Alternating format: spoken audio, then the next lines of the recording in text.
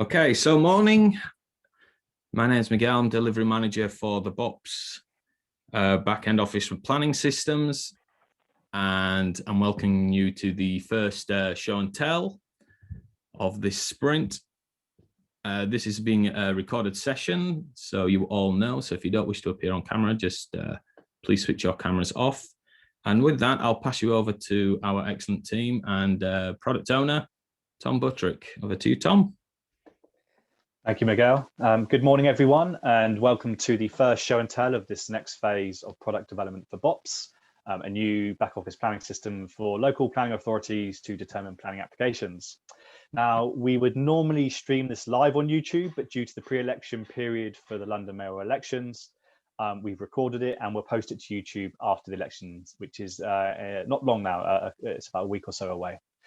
As Miguel said, I'm one of the product owners here at Southwark Council for BoPS, where we're working with our partner boroughs and our delivery partner Unboxed to develop the tool. For those who don't know about BoPS, it's a new software application. It's designed by and for local planning authorities, and BoPS will process planning applications in a more efficient way, a more intuitive way, so planning officers can make decisions quicker and use less resources. The users of BoPS are planning officers who process these applications and the managers who will sign them off. So where are we? This new phase of development will look at, I guess, three primary objectives. Based on all the work we've done already, we will be taking the Lawful Development Certificate MVP through to private and public beta testing, where we'll be working with our colleagues in the Reducing Invalid Planning Applications team to provide the applications through to BoPS to determine, and we'll be using live Lawful Development Certificate applications. So we'll be super excited about that, putting the product into the wild to test how it goes. So that's one of the key objectives. Secondly, is household applications. As we all know, local planning authorities process thousands of household planning applications every year. So we have been, we've started building on the work we did in previous phases of development. We've started to look at the functions that household applications will need within the tool, and we will be demonstrating some of that today. The third sort of objective is our wider program of work for the BoPS project. That's working again with our partners to look at how we can take BoPS forward, looking at the barriers to adoption with councils, looking at the market, looking at contract lengths, etc. So we'll be doing some of that. So moving on. What have we been doing this sprint? So the theme for this sprint over the last 2 weeks has been around broadly validation. As we know, a planning application comes through to BoPS and we have to check that it is valid. And as we know, as planning officers, if it is invalid, we then have to request changes from the applicant. And so we've been looking at how we request changes. Also, we've been looking at further functionality for the Lawful Development Certificate MVP, which is adding a location plan to the decision notice, and we'll demo that shortly. We've been looking at, with that, as I mentioned, with the requesting changes to the application, we've initially looked at how we can update the description of development that's proposed. And looking at how we can potentially, looking in terms of design, how we've requested a new document. Another thing that we've been doing, which has actually been really interesting, is actually looking at it was, as this is a new phase of development, it's an opportunity to kind of take a step back and look at the overall product of BoPS and really kind of question and re-look at what is the functionality, is it capturing everything, all the opportunity that this tool could do. So we've had a number of sessions with partners over the past couple of weeks, and we've had a good opportunity to look at that. What else could this tool do? And we've called that a development strategy for BoPS, and we will go through that a bit today, but also over the next sprints and describe that further. So moving on.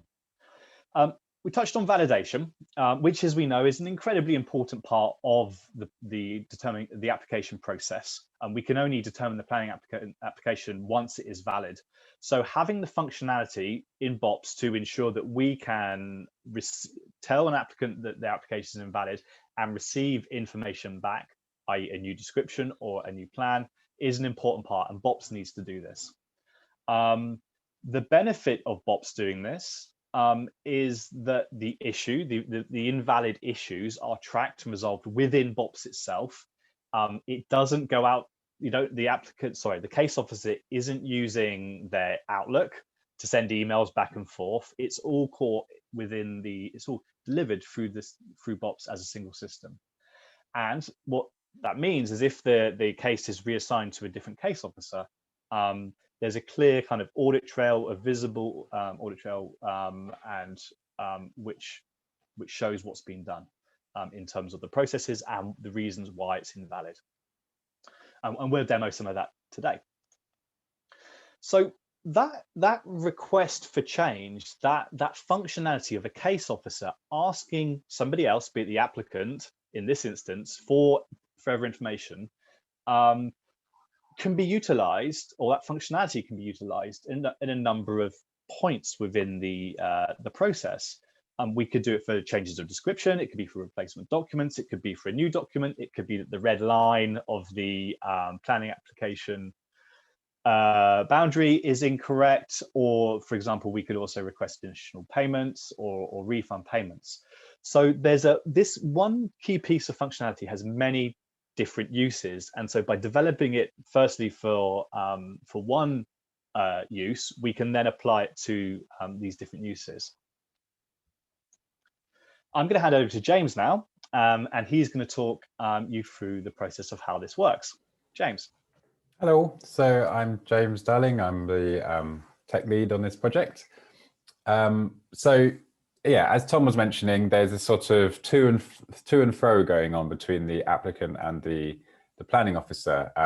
Particularly in this process, we have that first step of case officer requesting a change. So that's them letting themselves know, recording that, letting the other planning officers know, but then also letting the applicant know. So sending an email off to the applicant from the email address they provided.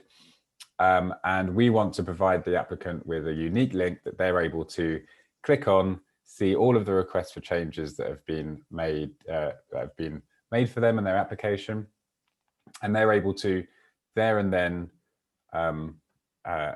make those either accept that change. So if it's just the planning officer saying, I want to make this change, they can just say yes or no. If they say no, give a reason why not.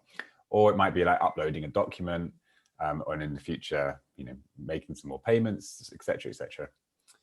And then they submit that, and then it's all automatically updated in BoPS. So if they've say, yes, we want that planning description, that description to be updated, then we can just automatically update that, put that in the audit log that was done. Everyone's happy, and it's all been, it's not happening in emails that get lost. It's not getting, it's all there in the audit log, etc. Next slide, please. So this is a very nice sort of end-to-end process, but we need to think about how we architect that.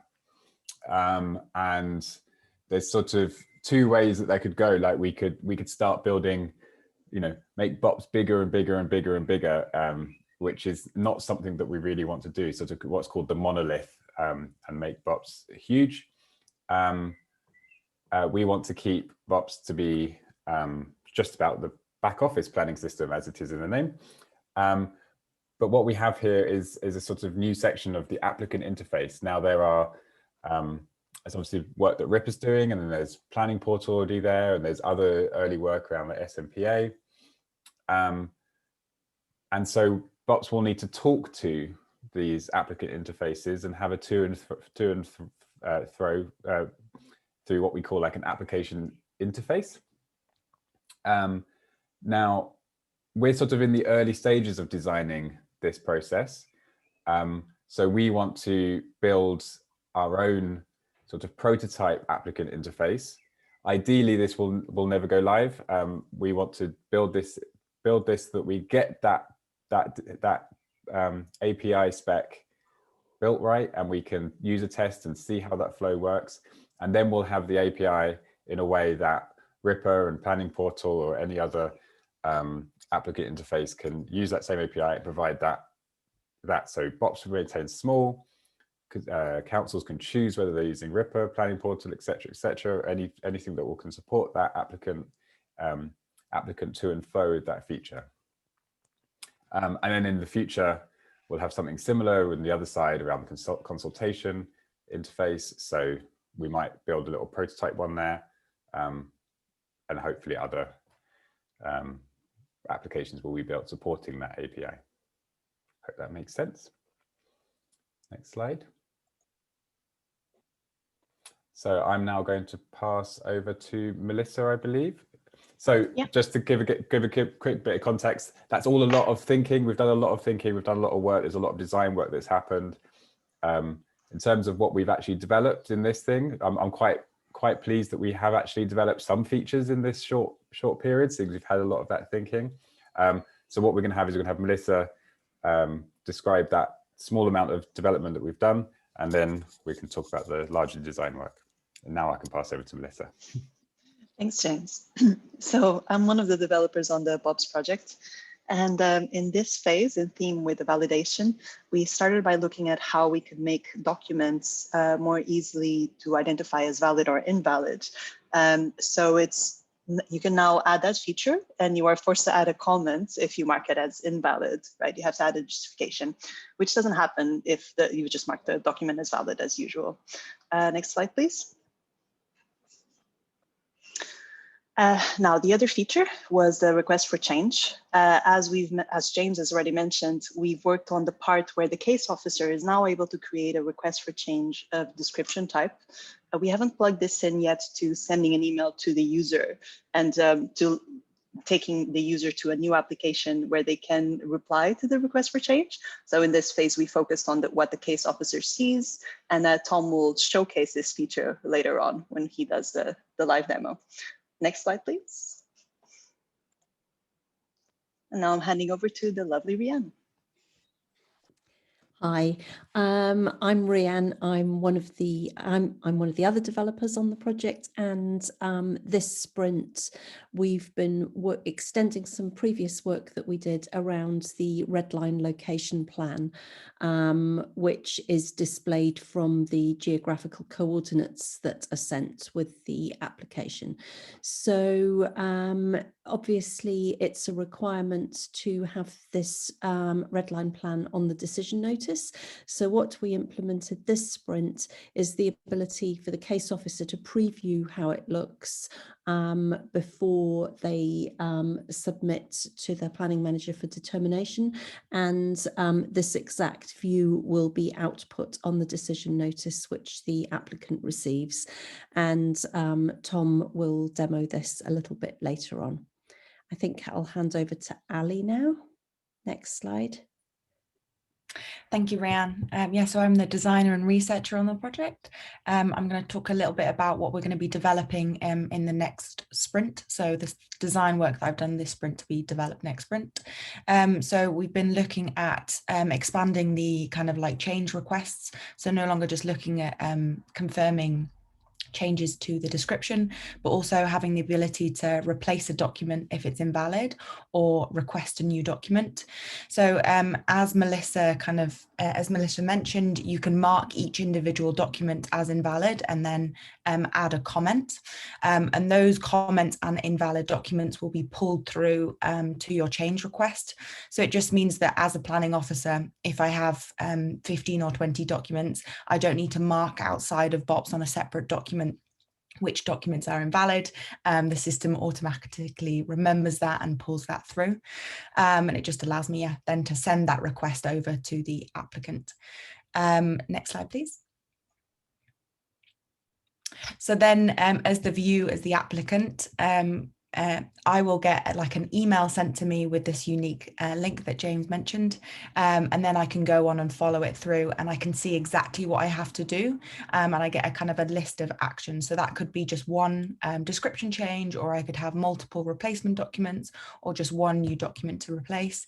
And each of these are kind of like individual actions that you can, once they've been completed, you can then submit that, and it's automatically updated into BoPS. So we can, automatically update, replace a document. You can upload that from here. And next slide, please. I'm now going to pass back over to Tom to do a demo of these features that we've developed.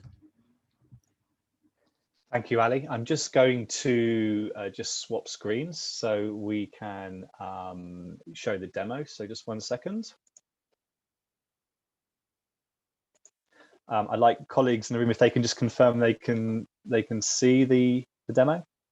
Now, I just need to give a warning that there is a lag between audio and video when we start the demoing of the tool. So if I jump ahead and the screen is a little bit delayed, I do apologize. I'll try and minimize that as much as possible. So thank you to Ali and Rianne and Melissa and James there, just to kind of describing the features that have been developed. And I mean, as a planner, this is super exciting to see, and improving that kind of ability of a case officer to engage and receive information to validate documents is great to see. It's a step change to what we do now. So we're looking forward to showing what we've got already, but then developing that further functionality. So I'm going to demo some of the actions that's been delivered this sprint. So I'm just going to log in as a case officer, and I can now see my list of applications. And the first feature I'm going to demo is the red line plan on the decision notice. So I'm going to come down here to an application for an LDC. I am going to quickly just check the documents that the application is valid. And I'll just let it catch up. And hopefully you can see the application documents there. And I'm just going to confirm that I want the document on the decision notice. Going to give it a reference, plan number 1. Hopefully you'll see that appear. And I'm going to save that document. That's great. I'm going to return back to the planning application where all the planning application detail is held. I'm just going to jump back to validation, and in this instance, we're going to confirm the application is valid. So I will click on save. And we can confirm the application is valid. I will now assess the application as the case officer. And for the purposes of this demonstration, it is going to be lawful. So I will click on yes, the operation or the development is lawful. It meets the regs. In the box here where I state the reasons, I would usually type a nice long reason referencing each of the parts of the regulations. But in this instance, I'm going to just say the application meets the regulations, etc. Excuse the typing. And just a note for my manager, yes. And I'm now going to click on save. So I am now going to submit the recommendation to my manager. I've done my job. I will click on submit my recommendation. And we can see the draft decision notice. And here we can see the red line plan in the decision notice here. And so that functionality is there. I'm conscious of time, so I won't show the finished PDF of when the decision notice is included in the final decision notice PDF. But the PDF is created and the manager issues it, and that's on the that's there. So that's that functionality. I'm just going to jump over to a different planning application, and I'm just going to illustrate the functionality around the emerging functionality around changing the description, because the applicant has put the wrong description on. So maybe not this one actually, because it looks like the validation is already completed. Let me just find a different application. I'll just look at this one here. I'll validate, sorry, hopefully the screen's caught up. I'll validate the application. And no, the application isn't valid. And I need, the reason why is the description is incorrect. I've recognized that, so I'm going to click on a new request. Now this is what is going to be sent to the applicant to change the description. And I'm going to recommend a new description. It's a rear extension, not a chimney stack. So that has been received by BoPS. The functionality would then push that out to the applicant, as Ali just showed you in the design phase. Is that's what that will look like, and that functionality is built next sprint. But the applicant, the case officer can see a record here of the request for the change, the previous description, and the suggested description. So, and that's been sent, and we can see that the request has been sent, and that would be received back from the applicant. So that's a really key piece of functionality, and that functionality will be echoed, for want of a better term, across different functions within the tool. That back and forth within between the case officer and the applicant to get various bits of information, be it plans or similar. So let me see. What I'm going to do, I'm just conscious of time, and we do have a couple more slides to get through. So I think if I pause the demo there, there is the other part, which was you have to add an email address to submit a planning application through BoPS. But I think yeah, we can either save that for another time, or just to confirm that that's there. So I'm just going to jump back to the presentation. Okay, and hopefully, can you confirm the room? You can see that presentation. Great, thank you. So what's next for Sprint 2? As we've discussed in this show and tell, there's lots afoot. We're super excited to be developing this functionality for requests for change. So we're going to be looking at, in terms of product development, we're going to be looking at uploading replacement files, plans, or similar, uploading new files. In terms of design, we're going to be looking at editing the red line within the tool, and we're also going to be looking at payments. We've also spent a lot of time, as we said, looking at the beginning. There's around what can BoPS do, what else, what other functionality would be great. When we've done research with planning officers, how are they using their current system? How are they using spreadsheets to manage their caseload, to understand that?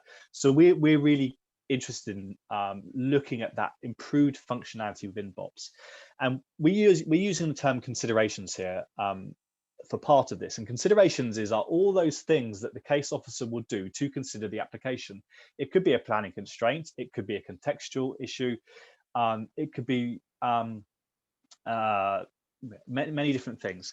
But by recognizing what those considerations are, we can then develop functionality based on those moving forward. So for example, if we recognize that there's an issue around there's a heritage asset which comes into play, the case officer could ID flag that, and actually we know the BoPS will then know that it needs to then potentially at some stage involve a heritage or conservation officer. That's just a brief example, but considerations is something where we're going. So watch this space, and we're looking forward to explaining more about that in the forthcoming sprints. As ever, we'd love to hear from you. If you're a planning officer, we welcome opportunities to increase our testing pool. If you'd like demos, do get in touch with myself and Peter Forrest, who's the other product owner here at Southwark. So do get in touch. We have our email addresses there, and you can catch us on Twitter as well. We're a bit silent on Twitter as at the moment because of the pre-election period, but we'll be back in the swing of that as soon as we can. And that's the end of the demo. We'd like to thank you all for watching this video. I'd like to thank the team for being part of the show and tell today. So thank you very much. Excellent. Thank you, Tom. So as you all know, we'll be back in 2 weeks' time on the 13th of May. We'll look forward to presenting further things then. Bye now.